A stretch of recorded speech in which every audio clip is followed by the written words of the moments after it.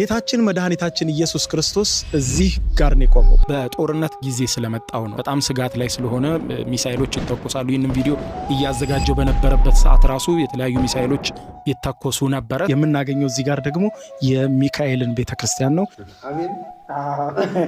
ይህ ደግሞ ሰባተኛው ቦታ ሲሆን ጌታችን ኢየሱስ ክርስቶስ ለሁለተኛ ጊዜ መስቀሉን ተሸክሞ የወደቀበት ቦታ ነው። መስቀሉ የቆመበት በዚያ ዓርብ ዕለት ማለት ነው። ይህ ቦታ ነው። እንኳን ወደ ቪያ ዶሎሮሳ በሰላም መጣችሁ። የህመም መንገድ ይባላል። ያለሁት ኢየሩሳሌም ውስጥ ነው። ምናልባትም እስከ ዛሬ የተመለከታችሁት ወደ ኢየሩሳሌም መጣችሁ ይህንን ቦታ የተመለከታችሁ ልትኖሩ ትችላላችሁ።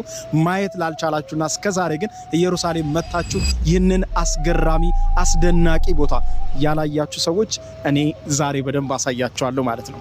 ቪያ ዶሎሮሳ ማለት የህመም መንገድ የሚል ትርጓሜ ያለው ይኸውም እንግዲህ ጌታችን መድኃኒታችን ኢየሱስ ክርስቶስ ከተፈረደበት እስከ ተቀበረበት ድረስ ያለው የህመም መንገድ የጭንቅ መንገድን የምናይበት ነው። እዚህ ኢየሩሳሌም ውስጥ የተከናወነውን ማለት ነው። እንግዲህ ቪያ ዶሎሮሳ ማለት አንድ አውራ ጎዳና ሳይሆን የበርካታ አውራ ጎዳናዎች በርካታ ትርጉም ያለበት ቦታዎች ማለት ነው። እየሄድን የምናየው ጌታ የተጓዘበትን ከተፈረደበት እስከ ተቀበረበት ያለውን የህመሙን መንገድ ነው የምንጓዘው። ስለዚህ ይሄ በክርስትና እምነት ተከታዮች ዘንድ ልዩ ትርጉም ያለው ከልዩም በላይ ትርጉም ያለው ነው።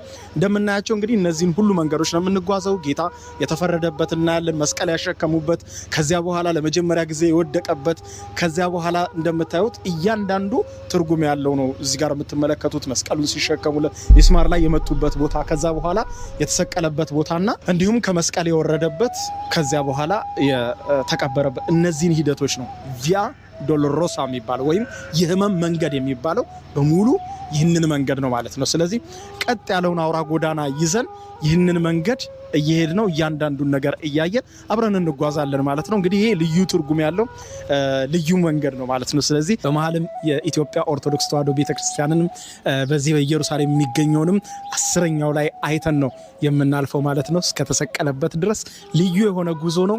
በጣም ደስ የሚል ጉዞ ነው። ስለዚህ አብራችሁኝ ተጓዙ። ሜክ ሹር ይህንን ቻናሌን ሰብስክራይብ በማድረግ የደወል ምልክቷን መጫን አትዘንጉም። ኢየሩሳሌምን ጨምሮ በመላው ዓለም የተለያዩ ታሪካዊ ሃይማኖታዊ መዳረሻዎችን አብረን እንጎበኛለን ማለት ነው። ቪያ ዶሎሮሳ ወይም የህመሙ መንገድ 14ቱ ምዕራፍ ይቀጥላል። አብረን እንጓዝ።